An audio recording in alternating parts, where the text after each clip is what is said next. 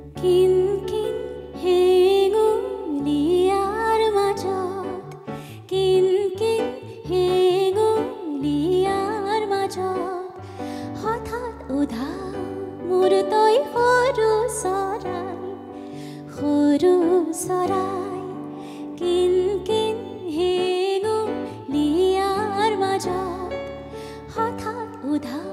মোৰ তই সৰু চৰাই নাঙঠা ছোৱালীজনী টোপনি কিবা এটা ৰং তই নাঙঠা ছোৱালীজনী টোপনি কিবা এটা নাম তই কাৰ হাতত পেলাও কলি